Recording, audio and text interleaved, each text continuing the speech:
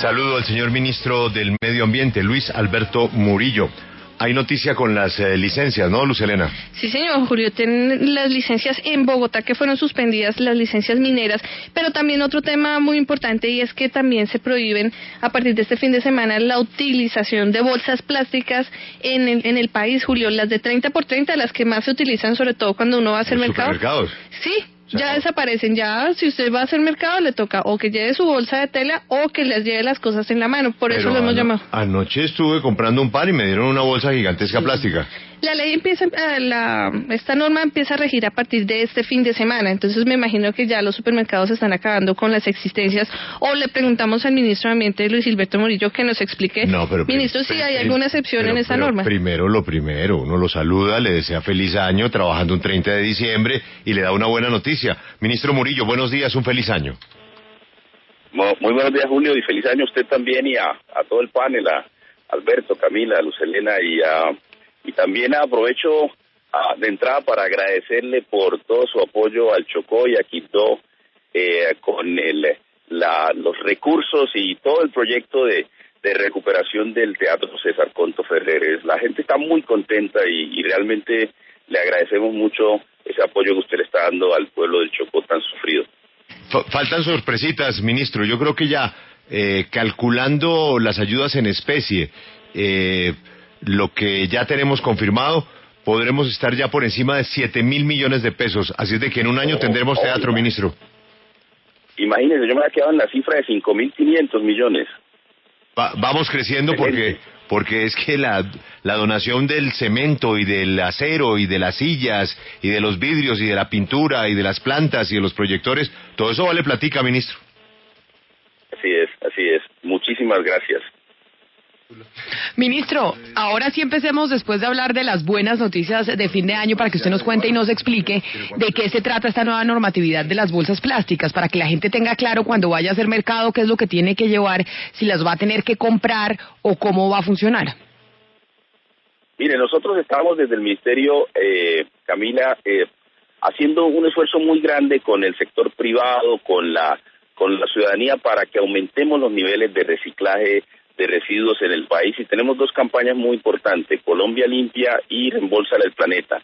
Reembolsale el Planeta tiene que ver con las bolsas plásticas. Necesitamos que se reduzca el uso de bolsas plásticas, se reutilicen y se reciclen las bolsas plásticas. En el país tenemos un 17% de reciclaje de residuos y en bolsas plásticas solo reciclamos el 5%. Entonces pedimos la resolución 668 que prohíbe el uso de bolsas plásticas que tengan un tamaño menor a 30 por 30 centímetros. Estas bolsas son muy nocivas por el enorme daño que le generan al ambiente, a suelos, a recurso hídrico. El 15% de estas bolsas termina en las playas, la gran mayoría termina en las zonas marinas. Ya se ha determinado que cerca del 60% de las especies marinas tienen algún residuo o traza de plástico. Inclusive algunos calculan que hacia el año 2050, como podamos a tener más plástico en el mar que peces. Entonces tenemos que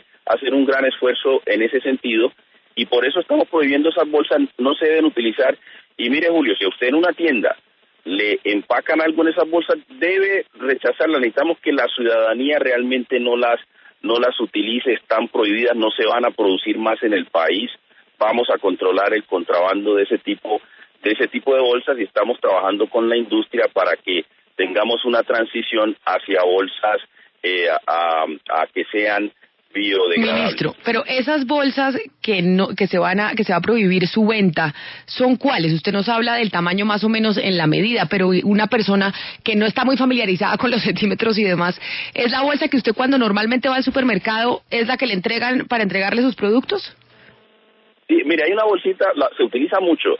Hay unas bolsitas que se utilizan mucho en las mañanas para empacar huevos o para empacar el pan, que hay un pan de tamaño mediano se puede introducir. Ahí ese tipo de bolsas no se pueden utilizar. Ese es más o menos el tamaño. Es decir, que necesitamos que las personas utilicen bolsas más grandes. ¿Pero por qué? Porque son más manejables, se pueden reutilizar más y además de eso se pueden reciclar. Las bolsas pequeñas por lo general terminan en la calle, terminan en el ecosistema sin ningún manejo. y eso es lo que queremos evitar con que no se usen este tipo de bolsas pequeñas que realmente no son necesarias. Ministro, pero a mí me parece que la decisión del gobierno de prohibir tajantemente o prohibir las bolsas es una decisión como muy radical. ¿Por qué no se hizo una campaña anterior como para que las personas empezaran a perder la costumbre de utilizar las bolsas? Porque esas bolsas pequeñas, hay muchas personas que las utilizan las reciclan y las utilizan y de aquí en adelante no las van a poder utilizar o no las van a poder conseguir. Por ejemplo, usted acaba de mencionar las bolsas del pan. Hay personas que tienen el chip que van y compran una bolsa de pan y se van a quedar con la bolsa y después la van a utilizar para el perro. Ahora aquí en adelante, ¿qué pueden hacer? Mire Luz Helena, a partir de que están prohibidas esas bolsas, nosotros iniciamos unas campañas desde abril para concientizar a la ciudadanía sobre el no uso de este tipo de bolsas porque iban a estar prohibidas a partir de hoy. Trabajamos con la industria también ha venido en estos casi 7 meses preparándose para eso y vamos a continuar con estas campañas. Por ejemplo, muchas personas utilizan las bolsas pequeñas para recoger los desechos o cuando salen a pasear sus perros. Se pueden utilizar bolsas más grandes para hacer esta misma actividad, pero allí se necesita la atención y la concientización de que estas bolsas realmente hacen mucho daño. Es que hay que aclararle a Luz Helena que no es lo mismo el perro que el popó del perro, que es una cosa distinta. Bueno, sí, Alberto ya ahí está más. Es cierto. Pero tranquilo, ministro, estamos a 30 de diciembre. Es que era muy temprano para ser tan explícita, doctor Casas. Pero Luz Helena tiene razón en el sentido que tenemos que profundizar la campaña de concientización. Esto va a depender de la ciudadanía y ahí necesitamos la colaboración de la ciudadanía. Ahora, no es que se prohíba el uso de bolsas plásticas, porque lo que estamos insistiéndole a la industria es que se produzcan bolsas más basadas en tela, en otro tipo de materiales que sea realmente biodegradable. Pero de todas maneras, eso no exime de que tenemos la responsabilidad de reciclar todo tipo de material. Venga, ministro, pero es que yo sí soy opuesto a Luz Helena y yo sí odio las bolsas, las detesto profundamente. ¿Y no podíamos de una vez prohibir todas las bolsas plásticas, acabar de una vez con ese que es un mal al planeta, un asunto que le hace mucho daño a la Tierra? Porque finalmente sabemos pero si usted se va a los países desarrollados, Juan Pablo, se las venden.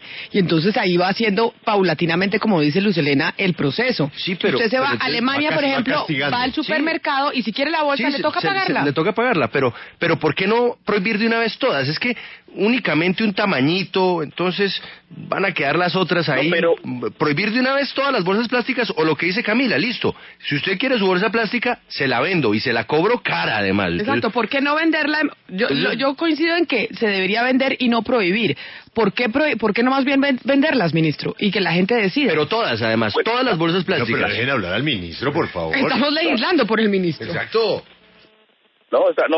Hay que tener en cuenta estas ideas, pero las pequeñas por el daño que generan y creemos que son innecesarias, los estudios nos determinaron que hay que prohibirlas, sobre todo las menores del tamaño que acabamos de mencionar.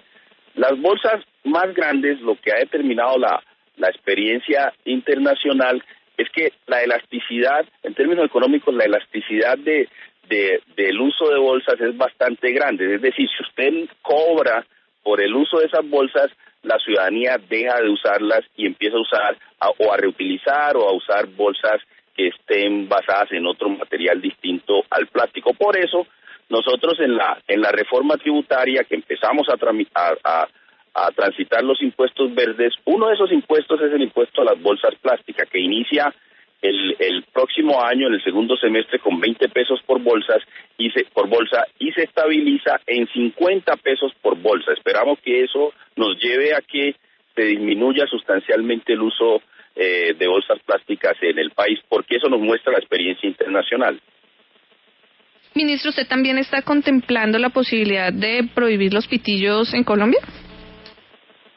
Vamos a iniciar, ya acordamos con la Secretaría de Ambiente de Bogotá y con el Distrito de Bogotá, vamos a iniciar una campaña en Bogotá y con base en los resultados de esa campaña en Bogotá vamos a extenderla por todo el país para realmente incentivar y invitar a la ciudadanía a que no utilice pitillos por los enormes impactos que tiene. Imagínese, me comentaba el secretario de Ambiente que pudo registrar que hace poco en la costa Caribe se encontró una tortuga marina que tenía obviamente en sus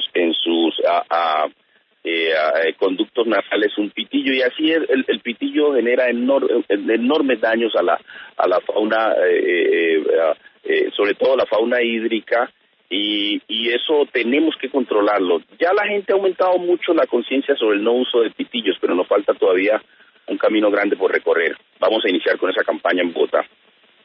¿Y qué dicen los industriales del sector de las bolsas plásticas, de los pitillos, ministro, y demás? Porque seguramente esos son los industriales que se estarían oponiendo a estas medidas que ustedes están tomando desde el Ministerio del Medio Ambiente.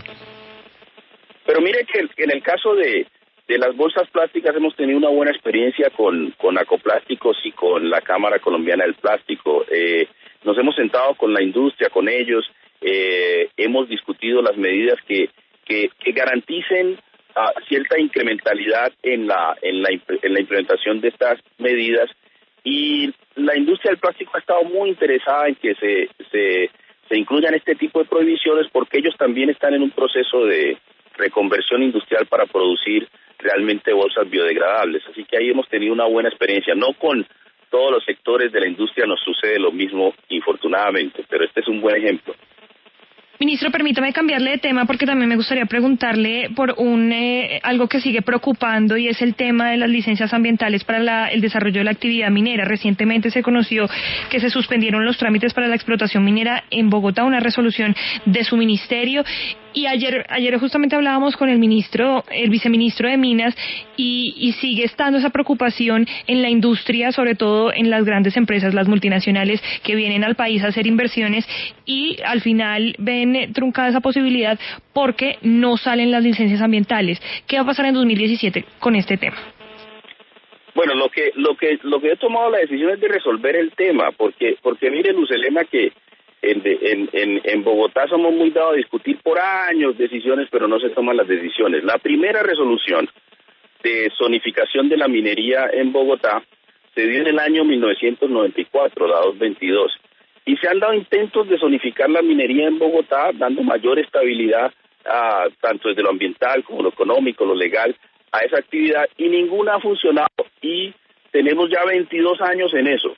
Y hay un fallo del Tribunal Administrativo de Cundinamarca y del Consejo de Estado que le ordena al Ministerio de Ambiente cumplir con su responsabilidad legal, que es la de zonificar esto en Bogotá. ¿Qué hicimos nosotros? Tenemos comprometidos en minería, tanto la minería legal como la extracción ilícita de minerales en Bogotá, sobre todo materiales de construcción, cerca de 50.000 hectáreas de las 427.000 que tiene la sabana de Bogotá.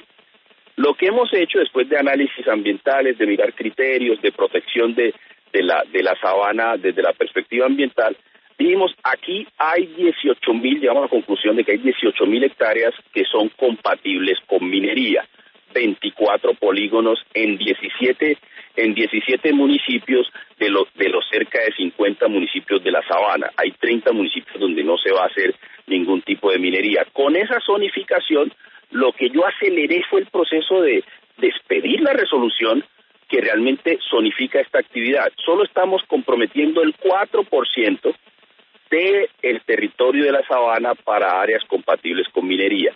Y en 3 meses teníamos previsto hacer todas las revisiones con las autoridades ambientales, con la CAR, con la Secretaría de Ambiente de Bogotá, para poder realmente definir detalles de esta zonificación. ¿Qué ha hecho el Tribunal Administrativo de Cundinamarca? En una medida preventiva ha dicho, no, suspendemos la implementación de esta resolución hasta tanto el tribunal también verifique estos polígonos y determine que esto está en el espíritu del fallo que presentó el Consejo de Estado. La decisión que ha tomado la CAR en el día de ayer de suspender el otorgamiento de permisos, licencias, etcétera, es una decisión sana para que en estos 3 meses revisemos todo el proceso y lleguemos ya a una decisión que sea refrendada por el Tribunal Administrativo de Cundinamarca, que de una vez por todas defina las áreas compatibles con minería en el distrito que llevamos 22 años en discusiones van, discusiones vienen y no se toman decisión. Pero no solamente hemos hecho esto, Luz Elena, mire, nosotros también hemos zonificado los páramos.